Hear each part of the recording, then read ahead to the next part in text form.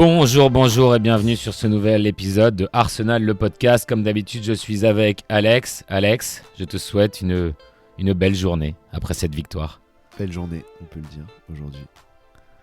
Ouais, et écoute, on commence à s'y faire aux victoires, on commence à s'habituer à ce plaisir. Je trouve ça assez... Moi, ça me va comme rythme d'avoir très peu de défaites et beaucoup de victoires et assez peu de matchs nuls. Ça me va. Moi, je pense que si on peut continuer toute l'année comme ça m'ira, peu importe la manière. Mais la manière étant de plus en plus jolie, je trouve qu'on prend. On prend, surtout qu'on s'est retrouvé dans un match de Champions League. On sait que c'est jamais facile. On en a souffert beaucoup à l'époque. De toute façon, même l'Europa League, c'est difficile. Olympiakos sont venus à l'Emirates après avoir enchaîné 12 matchs sans défaite. Donc, 12 matchs sans défaite, ça commençait déjà l'année dernière. Il me semble que Athletic Bilbao avait aussi un passé récent assez effrayant. Bon, effrayant est un grand mot, mais voilà, ce sont des équipes qui, malgré leur nom un peu secondaire, sont des équipes en forme en ce moment, qui s'en sortent plutôt bien. Et je trouve que dans les deux cas, Athletic Bilbao et celui-là, on se retrouve à avoir une performance assez solide où on les neutralise bien. Peut-être pas assez efficace pour tuer le match assez tôt dans les deux cas, parce qu'Athletic Bilbao, il nous a fallu un coup de génie de Martinelli à son entrée. Et là, c'était 1-0 jusqu'à la 92e minute et on avait un peu peur de l'égalisation. Mais dans l'ensemble, j'ai pas été vraiment effrayé. En tout cas, dans ce match-là, j'ai pas eu trop peur, à part un moment, un but refusé pour hors-jeu d'Olympiakos. Et je ne sais pas si ce manque d'inquiétude est dû plutôt à la solidité qu'on a créée et la confiance que j'ai en cette équipe, ou un peu aussi au manque d'enjeu dans ces matchs de poule de ce nouveau format de Champions League, de Ligue des Champions, où on sait qu'on peut peut-être perdre par-ci par-là, comme le PSG l'année dernière, et finir par la gagner. Ouais, exactement. Pour parler du format rapidement, comme d'habitude, c'est nul, quoi. Enfin, c'est nul. Ils ont... non, mais... Ça commence bien, ce podcast. non, mais là, je parle pas d'Arsenal. Non, mais le format... Oui.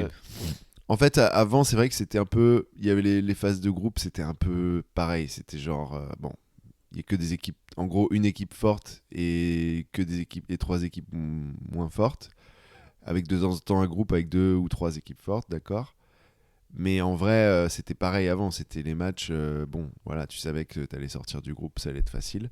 Là, ils ont essayé de soi-disant changer, sauf que le fait qu'on joue des équipes, mais il n'y a pas de match aller-retour, il n'y a pas ce côté genre, ah, on a perdu chez eux, donc maintenant il faut gagner. Ce petit côté genre, allez, faut prendre notre revanche.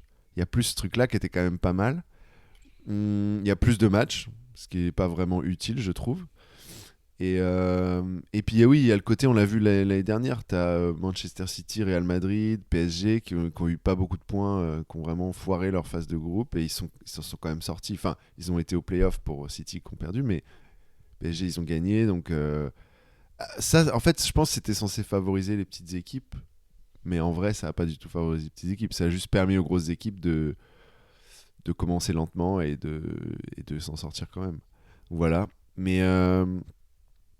Mais ouais, c'était quand même... c'est vrai que c'était un match un peu... Il n'y a pas tant d'enjeux que ça, mais c'est quand même un... Faut quand même pas... Comment dire? Faut pas prendre tout comme acquis, quoi. Ces matchs-là, faut les gagner parce qu'on a quand même des matchs difficiles après. On a Bayern Munich, je crois. On a... Je sais plus qui on a, mais on a des matchs difficiles. Et moi, je préfère quand même pas risquer qu'on se retrouve avec vraiment peu de points... et à devoir jouer les playoffs. C'est plutôt ça l'enjeu, c'est de devoir jouer des matchs en plus, 2 matchs en plus. Je pense qu'on n'a vraiment pas besoin de ça, vu les blessures qu'on a déjà. Si on peut éviter ça. Mais beau match. Et Olympiakos, comme d'habitude. Bon, c'était facile, mais en même temps, tu sens que c'est le genre d'équipe, c'est comme Sporting, Porto. C'est le genre d'équipe, t'es jamais 100% serein, quoi. Ils arrivent toujours à te faire un peu douter. Mais c'est bien. Ouais, il joue avec un pressing assez haut, mais un pressing qui était un peu, parfois un peu... ils y mettaient pas complètement du cœur. Donc ça permettait à Arsenal, comme on se disait au dernier épisode, qui en plus est une excellente équipe pour relancer depuis la défense et depuis le gardien. Je trouve que là, ça nous permettait de garder vraiment le contrôle parce que c'était un peu nous qui dictions le rythme du match. Soit on jouait depuis l'arrière et puis on voyait qu'il y avait des espaces, donc on y allait. Soit on jouait depuis l'arrière et il n'y avait pas d'espace et on recyclait un peu. Donc c'était quand même plutôt bien dosé. Donc c'était bonne performance. Je pense qu'on peut aussi noter de manière... c'est incroyable qu'on soit à la 5e minute et qu'on n'ait pas encore parlé de la compo parce qu'il y a eu énormément de changements par rapport au match de Newcastle. Et le match contre Newcastle peut-être nous montrait, en l'absence d'Odegaard qui revenait de blessure, mais un 11 de départ qui était plus proche d'un 11 de départ idéal pour nous. Et là, on arrive en Ligue des Champions. Et on voit qu'il y a pas mal de... Il remet pas le même 11 de départ du tout, puisqu'il met Ben White et Miles Lewis-Kelly dans les arrières latéraux. Et il remet Odegaard, donc il garde Eze sur le banc. Et surtout, il repose Declan Rice dans un grand match de Champions League à la maison, en mettant Mikel Merino au milieu. Donc on a Trossard et Martinelli devant. Saka aussi est reposé. Donc ça ressemble à ce qu'on aurait pu faire en Carabao Cup, en FA Cup. Et c'est assez impressionnant qu'on puisse le faire en Ligue des Champions et que ce ne soit pas vraiment un sujet qu'on maîtrise tout autant. Tu remplaces quand même 1, 2, 3, 4, 5 joueurs, je dirais. Et tu te retrouves avec le même contrôle, avec chaque joueur qui sait à peu près ce qu'il a à faire. Donc je dois quand même saluer ça et ce qui nous permet d'aborder la profondeur d'équipe. Ouais, bah, tu l'as dit, en fait, c'est ça qui est bien. C'est même avec toutes les blessures qu'on a eues. Pardon, je suis enrhumé, hein, c'est pour ça. Ouais, c'est insupportable. Ouais, c'est vrai. Et donc, non, mais en fait, ce qui est bien, c'est que c'est quand même un 11 assez fort. Peut-être c'est pas le 11 qu'on voudrait contre, je sais pas, contre Liverpool ou quoi. Mais dans ces matchs-là, c'est parfait parce que c'est quand même assez fort. Parce qu'on joue pas quand même, on joue pas Port Vale là, on joue Olympiakos. C'est quand même, je crois que c'est les champions de Grèce l'année dernière. Et c'est l'équipe qui a gagné la Conference League il y a 2 ans, en 2024 même, je crois. C'est une bonne équipe qui est expérimentée, qui joue en Europe depuis longtemps. Et on arrive avec un 11 assez fort pour maîtriser ce match et surtout mais en pouvant reposer. Non mais quand est-ce qu'on a vu pas de Saka, pas de Rice, pas de Havertz, tu vois, et on est quand même serein et on est là, ok, c'est bon. Et ça c'est cool d'avoir ça. Après c'est vrai que par contre il y a des joueurs, Zoubimadi, Gyökeres, Gabriel, Raya, bon normal, eux ils ont pas trop de... Tu sens que c'est la charnière, peut pas trop les reposer ceux-là. Même dans les la colonne vertébrale quoi. Bon ça c'est un peu aussi à cause des blessures et tout ça quoi. Mais ouais, content et surtout, je trouve que tout le monde a... Oui, c'était fluide en fait, c'est ça. On avait vu des matchs, je me rappelle, c'était en 2023, 24, je sais plus, quand on changeait, on jouait en Europa League, ou même en Champions League, quand on changeait trop le 11, on faisait trop de changements, on sentait que c'était moins fluide, ça marchait moins bien. Et là, super fluide. Et bon, on va en parler, mais un peu une nouvelle façon de jouer. Alors, surtout qu'en face, c'était... non, j'y pense juste, il y avait notre ami Marinakis qui était là dans le public, puisqu'il est... C'est son club, non ouais. Olympiakos, c'est un de ces plusieurs clubs qui dirige, justement. Donc là, Olympiakos fait le voyage en Angleterre, il en profite pour aller assister au match, Marinakis. Je sais pas s'il habite en Angleterre. Il doit avoir je sais une pas, maison. parce que il me semblait qu'il se mettait un peu en retrait par rapport à Forest, en tout cas dans la direction effective, et qu'il restait propriétaire, mais qu'il s'investissait un peu moins dans le club. Et après, il a passé l'été à s'embrouiller avec Nuno, donc en fait, il est resté investi, il me semble. Attends, mais est-ce que tu vois Robin des Bois? Tu l'as vu? Tu me parles de Robin des Bois, le film avec Kevin Costner ou le dessin animé Les deux. Mais Disney. J'ai vu les deux. Le shérif de Nottingham. Mais ah oui, d'accord. Est-ce que tu as déjà vu Marinakis et le shérif de Nottingham dans la même pièce en même temps? Non, mais en fait, connerie. Non, mais juste vite fait pour Marinakis, je sais pas si les gens connaissent ou se souviennent, mais cet été, il y avait tout un truc avec Tottenham qui voulait acheter Morgan Gibbs-White. Ouais. Non, attends, ils ont payé La release clause, la Et clause ils ont payé libératoire. la clause libératoire de Morgan. Mais tout d'un coup, Morgan Gibbs White, qui avait juste à dire, ok, s'il voulait que ça marche, il avait juste à dire, bah Ouais, ouais, il a ok, juste je à y viens. aller. Légalement, c'était bon. Tout d'un coup, il a changé d'avis, il a signé un nouveau contrat. Et il y a une vidéo de lui avec Marinakis qui est devant lui. Et lui, il est là, ouais, je suis content d'avoir signé un nouveau contrat grâce à monsieur Marinakis. Machin. C'est trop drôle. Mais en fait, Ça ressemble aux vidéos d'otages qui disent oui, non, je suis là, il faudrait venir me sauver, ouais. s'il vous plaît, avec le journal du jour. Mais Marinakis, j'aime bien parce qu'il a un côté un peu. Genre là, c'était trop drôle. À un moment, il y a les caméras dans le stade. T'as tous les mecs en cravate et tout, là, tous les mecs, les directeurs du club, machin. Et lui, il est là, derrière, debout, avec une espèce de vieux pantalon comme ça, une vieille veste, un t-shirt, en mode ouais, je regarde le match, rien à foutre. Trop drôle. Mais ne nous mentons pas, on aimerait tous être Marinakis. Mm. Bon voilà, trêve de digression. Je reviens à cette profondeur d'équipe parce que quand même la profondeur d'équipe, on a toujours su en théorie que la profondeur d'équipe, bah oui, ce serait trop bien qu'on l'ait, mais on l'avait pas toutes ces dernières années. Et on se disait ah si seulement on l'avait. Et pourtant je me rendais pas compte à quel point c'est agréable de l'avoir. Parce que là, si je te cite le banc, alors oui, certes, on a fait tourner pour reposer, donc le banc sera forcément meilleur. Mais le banc, c'est quand même Mosquera, Saka, Eze, Timber, Rice, Kepa, Norgard, Nwaneri, Calafiori, Setford, Doman. Bon, quand même, là, c'est... je pense qu'il y a pas... Je pense que même à l'époque des Invincibles ou à la grande époque d'Arsenal et Wenger, on n'avait pas une profondeur aussi incroyable. Donc là, bon, ça nous permet de pouvoir les reposer. Et en plus, il a une sorte de management d'équipe en ce moment qui fait un peu LinkedIn corporate, mais qui a l'air de garder tout le monde motivé, ou quand tu passes du temps sur le banc, bah, on te fait croire à la limite que tu es en train de te reposer pour avoir un meilleur impact ensuite. Là, Rice, il est sur le banc en Champions League, mais il va jouer contre son ancien club West Ham, et l'année dernière, il a eu une performance tellement mauvaise à West Ham qu'on se dit, bon, c'est peut-être bien de le reposer un peu avant ce match. Donc, ouais, impressionnant, et on se rend compte qu'il n'y a pas de joueur qui ne peut pas ne pas commencer, à part peut-être David Raya qui nous a sorti une parade incroyable au moment où c'était 1-0. Mais à part ça, peut-être Zubimendi. Quel est le joueur on ne pourrait pas reposer? Parce que je pense que Gabriel ou Saliba, pas les deux en même temps, mais l'un des deux on peut reposer avec Mosquera. Ouais. Bah, il y a un peu Gyökeres, si, mais tu mets Merino. Mais est-ce Ouais, que ouais. c'est idéal d'avoir Merino pour ce match-là? Pour ce match-là, c'est un peu en attaque où on est un peu Il léger. n'y a pas une si grande baisse de niveau, alors que Zubimendi, Norgard, Ouais, non, là, ça quoique, change. on serait bien quand même, on serait bien. Bah non, mais en fait, c'est juste qu'on pourrait pas jouer de la même façon. Mais après, Norgard, Ouais, je sais voilà. pas, je l'ai pas encore, mais je pense pas que.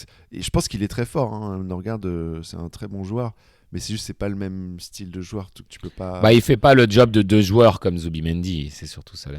Zubimendi, on n'en parle pas du tout et on n'en parlait pas quand il est venu. Son transfert, c'est un peu passé inaperçu, mais il est incroyable ce joueur. Mais bon, on va en parler peut-être quand on parlera de la performance.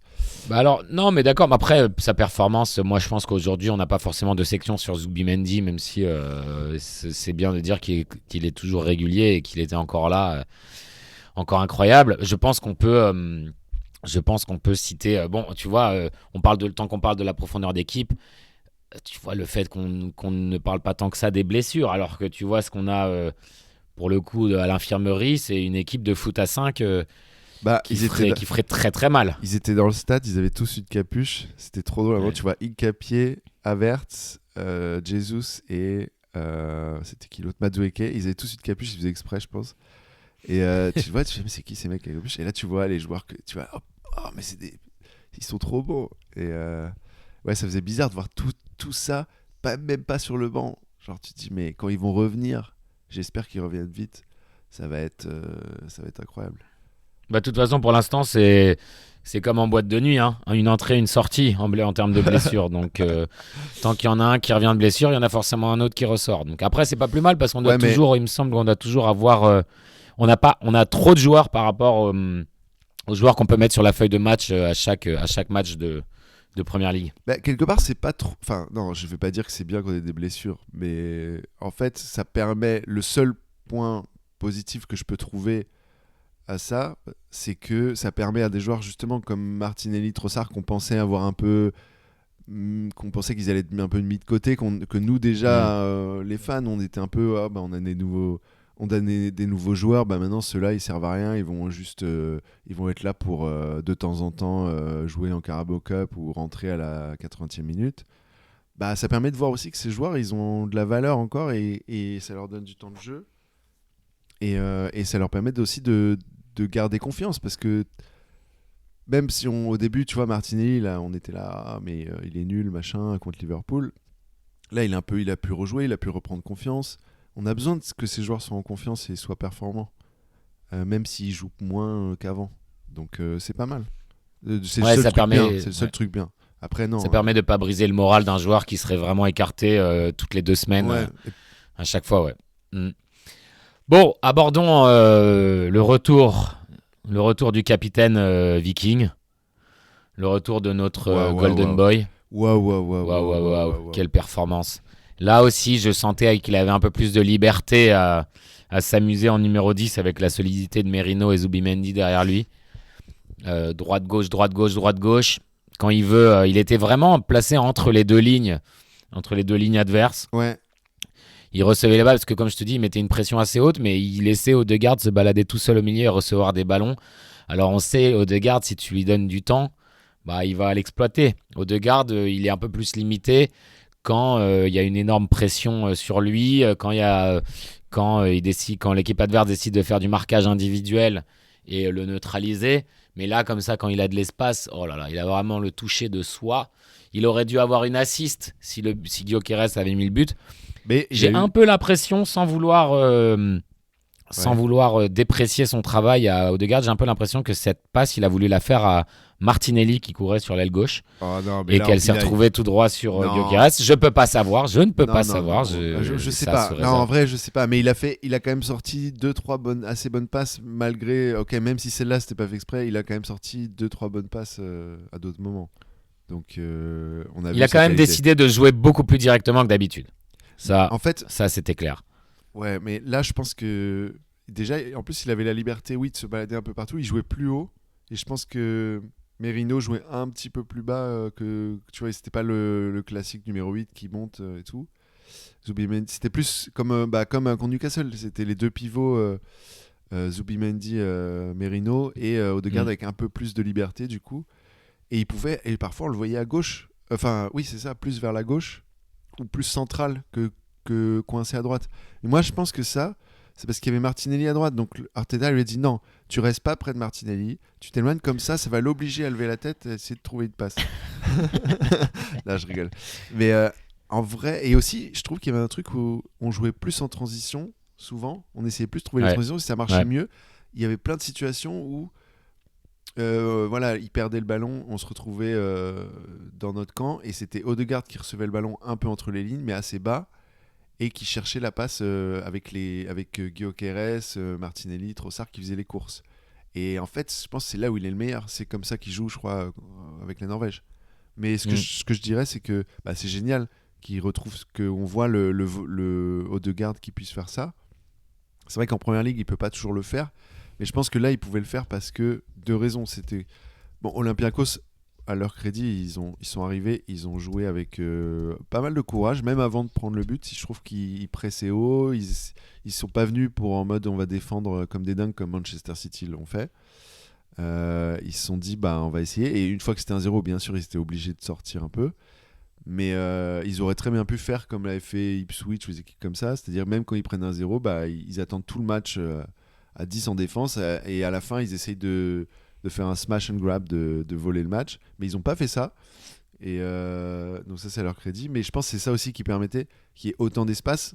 La contrepartie c'est qu'ils nous pressaient quand même pas mal, ça leur a permis d'avoir une ou deux opportunités dangereuses sans que ce soit non plus sans qu'on maîtrise pas, on maîtrisait quand même, mais ça leur permettait. Mais du coup je pense que c'est ça qui donnait l'espace à Odegaard de s'exprimer plus. Et c'était cool de le voir comme ça. Et pour ce que tu disais, que c'est vrai que quand il est marqué par 2-3 joueurs, quand on lui bloque tous les espaces, c'est là où il a des limitations. Mais ce qui est bien, c'est que cette année, on a l'antidote pour ça. On n'est pas obligé de jouer Odegaard forcément dans ces matchs-là, où on peut le changer de rôle comme il l'a fait contre Newcastle, où il jouait beaucoup plus bas. il vient recevoir le ballon et il orchestre un peu de la défense. Donc, mais on aura toujours des matchs où il y aura plus d'espace comme là, et là, c'est là qu'Odegaard il est au meilleur, quoi. Voilà, ces matchs-là comme celui-là, où on l'a pas précipité son retour au match d'avant, donc il n'est pas épuisé d'avoir joué tout le match contre Newcastle, il a joué 15 minutes. Là, c'est 15 minutes où il entre, les défenses sont fatiguées, il peut dicter un peu le jeu, il fait une super passe pour Miles Lewis-Kelly contre Newcastle. C'est lui qui fait l'assist sur le corner pour le but de la victoire de Gabriel. Et ensuite, là, il arrive, il peut débuter contre Olympiakos et reconstruire un peu sa confiance, parce qu'Odegaard, c'est un joueur qui a besoin de jouer en confiance. Et aussi, n'oublions pas que l'année dernière, il jouait avec Merino en attaque, qui est un attaquant beaucoup moins naturel dans les mouvements que Gyökeres, et que ça va lui faire peut-être du bien de jouer avec Gyökeres, et en effet d'avoir l'alternative aisée pour pouvoir reposer Odegaard et ne pas l'amener en burn-out, ou ne pas mettre trop de responsabilités sur ses épaules, parce que ça lui pesait un peu. Donc après, Odegaard, il n'a pas la même résistance à la responsabilité que Declan Rice, par exemple, je trouve. C'est pas la même capacité à décider d'un match ou à décider d'imposer son style sur un match. Mais donc, si on peut un peu l'alléger de cette responsabilité, en effet, c'est là que, comme tu dis, on verra le meilleur de lui-même. Et je pense qu'avec ce roulement, ça peut être bien. Ça peut être bien pour la suite, qu'il reprenne confiance, parce que Odegaard qui joue en confiance, il jouera plus vite et il évitera ses 5-6 touches de balle en trop, et il jouera beaucoup plus en une touche et beaucoup plus porté vers l'avant, ou beaucoup plus les ballons lancés vers Martinelli comme à l'époque contre Brighton, ce magnifique but. Moi, je veux voir plus de ça, en fait. Je veux voir le Odegaard qui nous sort des passes qui sont millimétrées, malgré le fait qu'il les envoie sur 25, 30, 50 mètres. Non, je suis d'accord. Mais après, juste pour dire sur sa mentalité, sa résistance à la responsabilité, je pense pas que c'est forcément ça. Moi, je pense qu'il a vraiment un bon mental. C'est juste qu'il a des limitations physiques qui font que Surtout après avoir eu son bébé et après avoir perdu 10 kilos. ouais, peut-être, mais c'est comme ça. C'est un joueur qui est très technique, mais il n'a pas forcément l'explosivité, tu vois, dont tu as besoin quand tu joues en pur numéro 10 ou au milieu De nos jours, ouais. en première ligue surtout. Je pense que c'est surtout ça. Donc il compense avec sa technique et tout ça, mais ouais, c'est ça qui fait que parfois il peut vite être débordé. Et je trouve que il y avait ce côté aussi, genre, c'était parfait. Le style Odegaard combiné avec Gyökeres, c'était parfait. C'était le truc old school du numéro 10 qui fait les passes en profondeur aux joueurs qui courent. Et c'est un peu ce qu'il fait avec la Norvège, en fait. Donc il a l'habitude de ce rôle, parce qu'en Norvège, c'est ça, il est numéro Pour les 10. balancer sur Haaland. Voilà, c'est ça. Et ça, c'est quand même. T'es content d'avoir Haaland devant toi quand t'es numéro 10. Je pense. Ouais, mais je pense qu'Haaland, il est content d'avoir Odegaard en numéro 10 aussi, parce que pour lui faire les passes. Mais à City, c'était ça, c'était De Bruyne et Haaland, un moment. Quand il y avait ce côté, c'était un peu les deux en attaque, et avec le mec juste derrière qui fait les passes en profondeur. Mais ouais, je suis content de voir Odegaard dans ce rôle un peu plus libre, un peu plus. Tu sais, il avait un peu plus de fougue. Il était là, genre, il tentait des passes et tout. Il était dangereux à chaque fois. Chaque fois, il prenait le ballon, il avançait, il cherchait les passes et il trouvait. Et j'adorais voir ça, parce que c'est vrai qu'on avait trop l'habitude de voir le Odegaard qui prend 5 touches de balle, qui fait la petite passe vers Saka, et après il revient et machin. Et là, c'était différent, c'était cool. Mais bon, faut pas s'attendre à voir ça tout le temps, parce que ils vont pas lui laisser autant d'espace en première ligue. À moins que Arteta ait trouvé un nouveau moyen de jouer en transition plus vite. Ouais, mais transition, mais je pense même qu'un Odegaard en forme et en confiance sera aussi la clé contre les défenses basses et les blocs bas. C'est juste qu'il faut qu'il reprenne un peu son mojo de j'ai confiance de faire des petits trucs d'instinct, voilà, de jouer instinctivement sans se prendre la tête et être en train de se demander qu'est-ce que je dois faire, juste joue ton football. Et pour ça, il faut qu'il soit dans les meilleures dispositions, et c'est ce vers quoi on se dirige, j'ai l'impression. Mais moi, je pense que c'est ça aussi, il doit reprendre confiance, mais je pense qu'il y a vraiment un truc de le fait qu'on ait une telle profondeur d'équipe. C'est fait deux choses, c'est qu'à la fois il y a la compétition, donc là il a vu que Eze il a commencé, même si d'accord lui il était pas à 100% fit, mais Eze a commencé le match à Newcastle, et je pense qu'Odegaard je pense que c'était inconscient, mais inconsciemment, comme il avait fait de telles bonnes performances avant et que il était capitaine, il était sûr de commencer les matchs, inconsciemment, je pense pas que consciemment, il était là, c'est bon, j'ai ma place dans l'équipe. Mais je pense que ça joue. Bah, je pense que tu te pousses moins à l'entraînement, t'es moins, tu vois, t'es moins, Ouais. tu te remets moins en question sur comment je peux m'améliorer. Encore une fois, inconsciemment, mais ça joue quand même. Et là, je pense que le fait qu'il y ait cette compétition, bah, lui, il se dit, bah, là, il faut que je montre à ce match. Là, je pense qu'il est venu dans ce match, il s'est pas dit, je vais jouer de pépère comme je fais d'habitude. Il faut que je montre à Arteta que je suis un boss. Parce que sinon, ça va être, je vais être sur le banc à chaque fois, quoi. Et il y a aussi le truc je pense, de voir que tous les autres joueurs jouent et s'éclatent dans les matchs, comme contre Newcastle et tout ça, ou d'autres matchs. Bah lui, ça lui donne envie de jouer, je pense. Je pense que c'est ça, hein. Quand tu es dans une équipe et tu vois, il y a plein de bons joueurs et tu te dis, mais moi aussi j'ai envie de jouer. Moi aussi j'ai envie de mettre des buts, de faire des bonnes passes et tout, tu vois. Je pense qu'il y a ce côté, ça fait plus plaisir de jouer quand il y a ça, je pense. Parce que quand tu es comme l'année dernière où il n'y a que des blessures, tu joues tous les matchs tout le temps, c'est tout le temps la même chose. Au bout d'un moment, bah, ouais, ça devient difficile. Le manque de compétition, il impacte aussi d'une autre manière, c'est que t'es toujours titulaire, et puis à un moment, tes performances, elles commencent à baisser, et on demande à t'enlever, donc les fans, ils commencent à dire, oui, mais est-ce qu'on devrait pas mettre Nwaneri, et ensuite, ça crée du bruit, et ensuite, une autre mauvaise performance, et puis finalement, t'as toujours ta place parce que t'es le titulaire indiscutable, et puis à un moment, le coach, par exemple, te met sur le banc, et tout d'un coup, ça devient un événement diplomatique, oh là là, il l'a sorti, c'est que ça allait pas, alors qu'en fait, si ça roule tout le temps, bah, t'es sur le banc à un autre match, on n'en fait pas tout un plat, on fait, bah, il est sur le banc parce que là, il fallait aiser dans ce match-là, et voilà. Et aussi, un dernier critère avec Odegaard qui est important et qu'on n'a pas noté, c'est qu'il n'a pas eu pour l'instant une série de matchs régulière à cause de ses blessures avec Zubimendi. Alors que c'est ce qu'on disait, pourquoi on achète Zubimendi, c'est aussi pour libérer Odegaard. Ouais. Lui dire de pas forcément revenir tout le temps en bas chercher les ballons, faire confiance à la double relance Zubimendi, en l'occurrence Merino ou Rice, mais de rester un peu là où il est le meilleur, c'est peut-être un peu plus haut, et parfois de prendre le rôle de Zubimendi comme il l'a fait contre Newcastle s'il y a besoin, mais tant qu'il y a Zubimendi, il n'a pas besoin de redescendre et de faire cette relance parce qu'on a besoin de lui justement pour créer un peu plus haut. Ouais. Quand le match le demande. Et quand Eze est là, parfois, on pourra avoir Odegaard plus bas et on aura l'équilibre qu'il nous faut de relance-création. Mais si on n'a que Odegaard dans la relance ou que Odegaard dans la création avec aucun ballon qui lui vient depuis la défense, on n'y arrive pas. Il faut les deux. Donc là, on a soit Zubimendi Odegaard, soit on a Odegaard Eze pour quand on a besoin d'être beaucoup plus offensif. Ouais, je suis d'accord. Mais pour fond, ouais. Je voulais juste dire un truc vite fait, mais par rapport à comment on jouait aussi, c'est que j'ai trouvé que ce soit Miles Lewis-Kelly, Zubimendi, Merino, on jouait vachement plus entre les lignes. C'est-à-dire qu'au lieu de faire cette construction lente où ils passent par les ailes, ils reviennent, machin, quand ils nous pressaient, je trouvais qu'ils essayaient beaucoup plus vite de faire des passes, tu sais, entre les lignes, mais centrales. Et surtout voilà, c'est surtout l'axe central moi qui m'intéresse. Ouais. Donc soit comme tu dis à la relance, soit carrément à l'entrée de la surface adverse. On essaye beaucoup plus, et contre Newcastle, c'était le cas, de faire des ballons à travers, tu vois, le demi-cercle à l'entrée de la surface et de passer par là aussi, ouais. Mais parce qu'on a les joueurs pour ça, parce que je pense que Zubimendi, Merino, ils sont capables. On l'a vu, Lewis Kelly, là, j'ai vu, il le faisait aussi. Et Eze aussi. Eze aussi, si on parle bien de sûr. Ouais. Et en fait, ça, c'est la clé, parce que je pense, c'est le meilleur moyen de trouver des opportunités, c'est de jouer entre les lignes. Et c'est très difficile, mais je trouve qu'on le fait plus.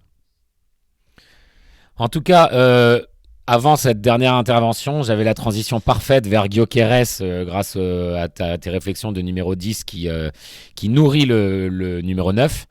Mais j'ai aussi une section sur Miles Lewis-Kelly parce que je trouve que on s'était, voilà, tout comme l'année dernière quand Calafiori était blessé, Miles Lewis-Kelly enchaînait les titularisations. On disait c'est incroyable, on a acheté Calafiori avec quand même beaucoup d'argent et finalement c'est notre gamin de l'académie qui est titulaire indiscutable. Qu'est-ce qui va se passer avec Calafiori ? Là cette année j'ai eu l'impression qu'on a eu un peu l'inverse où Calafiori était titulaire tout le temps et on s'est dit ma mince, qu'est-ce que Miles Lewis-Kelly va devenir ? Hop, titulaire en Ligue des Champions, et on revoit sa qualité qui est complètement différente de la qualité de Calafiori. La qualité de Calafiori est de bondir un peu partout la qualité de Miles Lewis-Kelly. On voit qu'il est milieu de formation et quand tu le mets à la base, là, avec Zubimendi pour permettre à Merino de monter un peu parfois et avoir toujours notre 3-2-5 dans la formation, franchement, j'ai adoré revoir Miles parce qu'il a aussi une capacité à porter le ballon vers le haut, à éliminer des joueurs, à intervenir dans les phases offensives aussi en se plaçant dans le petit coin de la surface latérale. Ça m'a fait plaisir de le revoir parce que c'est un type de football que j'adore avec lui et qu'il est aussi très solide défensivement. C'est un peu, pour ceux qui ont connu, il me fait penser à... Je sais pas si tu connais ce joueur. Là, c'est vraiment vieux. Hein. C'est même pas vraiment mon époque, mais c'est Redondo. C'était un mec qui jouait au Real Madrid. Je crois qu'il est argentin ou uruguayen, je sais plus. C'était un milieu défensif au Real Madrid, gaucher, et t'avais l'impression que le ballon, il est collé au pied. Genre, il perdait jamais le ballon. Et pareil, oui, dans sa manière de remonter, là, comme ça. Ouais, il se projetait toujours vers l'avant. Et ça me fait penser à ça. Mais je pense qu'il est encore plus athlétique. Lewis Kelly est plus rapide. Mais ouais, on voit. Et surtout, il est arrière-gauche. C'est ça qui est incroyable. Ouais, mais c'est vrai qu'il jouait. Il fait le rôle de milieu défensif, mais en vrai, il est arrière-gauche. Donc, il doit aussi couvrir, grâce à Gabriel aussi, qui couvre pour lui. Mais voilà, il y a Trossard eux deux, qui défendait quand même pas mal. Mais ouais, c'était. Et je trouve qu'il a fait un vraiment bon. Pareil, en fait, c'est comme Odegaard. C'est que je pense. Même s'il a toujours fait des bonnes performances jusqu'à présent, mais là, tu sentais qu'il est arrivé dans ce match. Et il était là, je dois sortir ma... Là, pour lui, c'est la finale de la Ligue des Champions, presque. Parce que c'est genre, là, je dois montrer au coach que lui poser un problème. Genre, mince, il a joué trop bien maintenant, est-ce que je le fais jouer ou est-ce que ça va être encore Calafiori? Et ça, c'est génial, c'est ce dont on a besoin. Et ouais, je trouve qu'il a vraiment une énorme performance. Il aurait dû avoir une assist à la 2e minute. Ouais. Si Martinelli savait faire une tête plutôt qu'une épaule à 2 mètres du but, excuse-moi. Franchement, Martinelli, il est pas si Attends, Martinelli, Martinelli rate une énorme occasion à ce moment-là. Et juste après, il marque. Mais bon, il marque parce qu'il a de la chance et qu'il a couru vers le ballon qu'a tiré Gyökeres. C'est ça aussi. Mais non, franchement, c'était pas si facile à mettre. Et faut pas oublier que c'est pas vraiment son jeu, la tête. Et je trouve qu'il est pas si mauvais de la tête. Il a gagné plein de duels d'ailleurs de la tête. Mais en fait, si cette occasion elle arrive, c'est 0-0, cette occasion elle arrive à la 86e minute, on n'en parlerait pas pareil. Hein. Bien sûr. Après, c'est peut-être qu'il est moins chaud aussi à ce moment-là. Ok, bon voilà. En tout cas, on l'a évoqué, le but de Martinelli est arrivé dans des circonstances assez drôles où Gyökeres. Moi, j'ai adoré la manière dont Gyökeres a juste bousculé le défenseur. Il l'a envoyé au sol et c'est ce qui fait qu'au moment où il a tiré, Martinelli n'était pas hors jeu en fait. Martinelli a donc mis le rebond du poteau ensuite. Oui. Et en fait, c'est parce qu'il a envoyé un mec 2 mètres par terre. Du coup, Martinelli s'est retrouvé pas hors jeu et a pu aller foutre ce ballon. Et le pire, c'est que Martinelli a même pas remercié Gyökeres en premier. Il est allé remercier Trossard. Pourquoi tu remercies Trossard? Mais si tu regardes l'action, tu as l'impression que Martinelli, au moment où la balle est déviée par le gardien, il pourrait directement la mettre. Et j'ai l'impression qu'il attend un peu pour laisser le but à Gyökeres.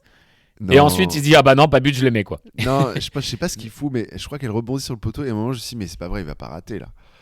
Et heureusement, il la met. Mais petit but. J'adore parce que c'est tellement un but à la Martinelli. Ça me rappelle contre Aston Villa quand il y avait plus de gardiens. Genre, je sais pas, il a un truc pour mettre des buts où il y a plus de gardiens, tu sais, où genre il a juste à tirer dans le but comme ça. Mais son côté tête baissée, il donne un côté un peu gamin insupportable qui vient te punir. C'est assez marrant. On peut le saluer rapidement, Martinelli, quand même un petit but. Il a fait un match pas trop mal, mais il a quand même fait 2 énormes conneries. Un moment, une énorme connerie ou 2, je sais plus. Un moment, il y avait Gyökeres tout seul. Il part sur la droite et lui, au lieu de faire la passe, qu'est-ce qu'il fait? Il essaye de foncer et bien sûr, il pousse le ballon trop loin, quoi. T'as pas vu ce moment? C'est vintage Martinelli. Mais pas pour revenir sur Miles. Incroyable. Non, en plus, j'ai essayé de passer à Gyökeres. Vas-y, on passe à Gyökeres. Et Gyökeres, c'est marrant parce qu'on s'est dit, bon, voilà, c'est un finisseur. Il va pas du tout être présent dans les matchs, mais il aura 3 occasions, il mettra un but. Et là, finalement, j'ai l'impression qu'on a un mec qui est genre assez présent, qui est hyper intense physiquement, qui bouscule les défenseurs, qui se retrouve avec quand même pas mal de ballons et qui aura besoin plutôt de 16 occasions pour en mettre une. Non, mais je Donc, pense. Ouais, je pense. En fait, c'est pas le Haaland, en fait. C'est vraiment pas le Haaland minuscule, c'est juste un autre. Moi, ça me va. Il bouscule tout le monde. Il crée de l'espace pour Non, mais Saka. moi, je Il pense. crée de l'espace pour Martinelli. Il sera là. Il sera là. Il sera au rendez-vous. Il commence à avoir de la fitness, de l'endurance, du physique. Il commence à s'habituer Ouais. à tout ça. Alors, bon, c'est des bons signes pour la suite, disons. Moi, je pense que c'était sa meilleure performance pour l'instant. C'est peut-être controversé ce que je vais dire parce qu'il a pas mis de but, il a foiré une occasion. Mais je trouve que c'était là où je l'ai vu. Je pense que c'est là où, en fait, je sais pas si c'est Arteta qui l'avait décidé, mais je pense on a joué. Enfin, la façon de jouer, c'était pour lui en fait. Le fait qu'il y ait Odegaard comme ça dans ce rôle. Après, c'était le match pour lui aussi dans le sens où bah, il nous pressait quand même pas mal. Olympiakos, il y avait des espaces. Lui, c'était bien. Mais je trouve qu'il a fait des bons appels. Il faisait des appels de balles tout le temps, tout le temps, tout le temps. Et ça, on s'en rend pas compte. Parce que, ok, peut-être que lui, il a peut-être le ballon une fois, il foire, ou il l'a peut-être pas, ou il rate son contrôle, d'accord. Mais il fait des appels tout le temps qu'on voit pas aussi. Et c'est ça qui crée des espaces aussi, en fait. Et c'est ça qui fatigue la défense. Mm. Et moi, je trouve que bah, sur le but de Martinelli, déjà, j'ai adoré. Tu vois le ralenti, tu vois vraiment, t'as l'impression que c'est le bully. Le bully dans la cour de récré qui arrive, qui fonce comme ça, comme un gros bourrin, il le pousse comme ça, là, il a une tête, il est en mode vraiment genre, allez, dégage. Ça, j'adore. Il a vraiment un effet cour de récré. Mais oui, il y a un effet. Gros bourrin de la cour de récré, Bourrin de la cour de Gyökeres. récré. Il a eu une occasion assez franche où il l'a vraiment bien mise au-dessus. Et ça, je pense que c'était pas si facile à mettre, mais Ouais, mais c'est exactement ça qu'on se disait qu'il allait finir, quoi. Qu'il allait au moins cadrer. ouais. Ces occasions, quand il revient sur son pied droit et qu'il tire Ouais. au-dessus, Mais je pense qu'en cadre fait, là. en fait, au Sporting, je pense qu'il avait. En fait, je pense pas que c'est l'attaquant qui a genre une opportunité, un but, tu vois. Je pense que c'est le genre d'attaquant qui a besoin de. C'est comme Drogba. Tu te rappelles de Drogba? C'était 10 tirs pour un but, mais il tire tout le temps. Et je pense que Mm. c'est juste qu'il faut qu'il augmente son volume de tir. Et au Sporting, on se rendait pas compte, mais il avait peut-être. Quand il mettait 2 3 buts, il avait 15 tirs, quoi. Donc, non, mais moi, je trouve que c'était une bonne performance et c'était. Je trouve que nous aussi, l'équipe, on s'est plus adapté à son jeu. On a plus joué pour lui. Et je sais pas si Ouais, c'est là, juste ouais. l'équipe ou si c'est parce qu'en face, ça permettait aussi de le faire. Mais j'ai bien aimé sa performance, même s'il avait pas de but, même s'il a raté des trucs. Je trouve que ses appels, il faisait tout le temps des appels. Tout le temps, et les joueurs arrivaient à le trouver. Et ça, c'était, même si c'était un peu excentré sur le côté et tout, mais ça, c'est bien parce que c'est ça qui crée des espaces pour les autres aussi, tu vois, et qui permet Mm. d'avoir des buts. Donc, je sais pas ce que tu en as pensé, mais moi, j'ai bien aimé sa performance. Ouais. Je trouve il est pas encore au niveau de ce qu'on aimerait, enfin, de ce à quoi Arsenal aspire à cette étape du process. Oui, On est déjà un peu plus loin pour moi en termes de niveau que lui, mais il s'améliore quand même de match en match en effet, dans son oui. entente avec le reste de l'équipe. Et il y a aussi un autre truc, n'oublions pas, c'est que c'est notre seul attaquant. C'est-à-dire qu'on attend le retour de Bah Havertz et de oui, Gabriel Jesus, et surtout de Havertz. Et imagine, il y a des matchs où clairement, on n'a pas acheté Gyökeres apparemment pour qu'il soit juste titulaire tout le temps. On a acheté non. Gyökeres pour qu'il alterne avec Havertz, qui d'ailleurs, Havertz a coûté plus cher pour l'instant. Donc, Havertz, imagine des matchs où Havertz commence et à la 70e minute, t'as Gyökeres qui Et entre. Les pareil, défenseurs, ils n'ont pas du tout envie de voir ça. Ils n'ont pas du tout envie de voir un psychopathe viking qui va leur courir dessus alors qu'ils sont déjà morts avec de la fight avec un Allemand, un non. grand Allemand qui a fait de la muscu tout l'été. Donc, Et surtout, je pense Havertz, que ça va être bien ce retour. Mais bon, j'ai hâte. C'est novembre, ça me paraît tellement loin. Ouais. et surtout Havertz, je sais pas si tu te souviens, là, en pré-saison, tu sentais qu'il a sorti un beau but et tout. Là, tu sens qu'Havertz, il va revenir, c'est pareil. C'est comme Odegaard, c'est comme Miles Lewis Kelly. Il va arriver, il va dire ok, donc là, il y a Gyökeres. Là, le prochain match que je joue, il faut que je montre qui je suis, quoi. Et ça, c'est génial parce que c'est ça qui va le faire sortir ses meilleures performances aussi. Mais même s'il les sortait déjà, mais moi, j'ai hâte du retour de Havertz aussi pour ça.